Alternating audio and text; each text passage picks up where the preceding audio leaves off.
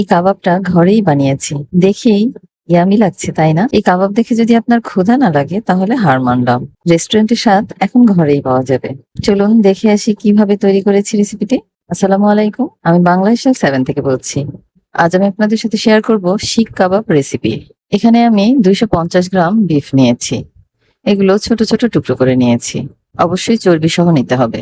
এখন একটা ব্লেন্ডারের ছোট বাটিতে নিয়ে এগুলো মিহি কিমা করে নিব।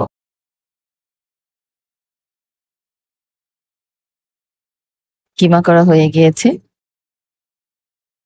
এবার এটা একটা পাত্রে ঢেলে নিলাম। এবার এর মধ্যে সব মসলা দিয়ে দিব। প্রথমে দিলাম মরিচের গুঁড়া, দিলাম হলুদের গুঁড়া, গরম মসলা গুঁড়া, ভাজা জিরা গুঁড়া, এরপর দিব আদা বাটা এবং রসুন বাটা। সামান্য দিলাম গোলমরিচ গুঁড়া। 1 চা চামচ দিলাম সয়া সস আর ভিনেগার। আর দিলাম 2 চামচ টমেটো সস। এখন দিব পরিমাণ মতো লবণ। এবং সবশেষে যা আমার লাগবে সেটা হলো বেসন। এবার হাত দিয়ে ভালোভাবে মিশিয়ে নিব। মিশিয়ে নিলাম। এবার দিব কিছুটা সরিষার তেল। সরিষার তেল দিয়ে আবারও মিশিয়ে নিব। এবার আমি সারা রাত রেখে দিব ফ্রিজের নরমাল চেম্বারে। এবার এগুলো বের করে নিয়ে কয়েকটা গোল্লা করে নিব আমার যেমন প্রয়োজন। এরপর আমার লাগবে একটা কাঠি। আমি এই কাঠি দিয়েই করেছি। আপনারা আপনাদের সুবিধা মতো, শিক থাকলে তো অবশ্যই ভালো, নয়তো যেকোনো কাঠি দিয়েই করতে পারেন।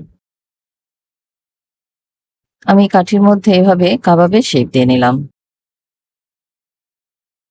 এই যে আমার সবগুলো কাবাব তৈরি হয়ে গিয়েছে। এবার এই কাবাবের উপরে কিছুটা সরিষার তেল দিয়ে প্যানটা চুলায় দিয়ে দিব। ধীরে ধীরে ভাজতে হবে। এখন চুলার আঁচ একেবারে মিডিয়াম রাখতে হবে। চুলার আঁচ বাড়িয়ে দিলে উপর থেকে পুড়ে যাবে, কিন্তু ভিতরটা কাঁচা থেকে যাবে। উল্টে পাল্টে ভেজে নিব। এই যে এভাবে উল্টে দিয়ে এক পাশ ভালোভাবে ভেজে নিয়ে আবার উল্টে দিব। উল্টানোর সময় যদি এভাবে চ্যাপ্টা হয়ে যায় তাহলে এভাবে চেপে দিলেই ঠিক হয়ে যাবে। এই যে দেখুন কালারটা পরিবর্তন হয়ে গিয়েছে। এবার সবগুলো তুলে নিব এবং গরম গরম পরিবেশন করব। রুটি, পরোটা বা নান সবকিছু দিয়েই দারুণ মজা এই কাবাব।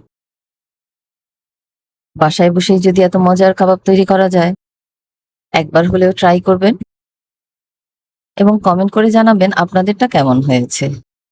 আজ বিদায় নিচ্ছি। আল্লাহ হাফিজ। আসসালামু আলাইকুম।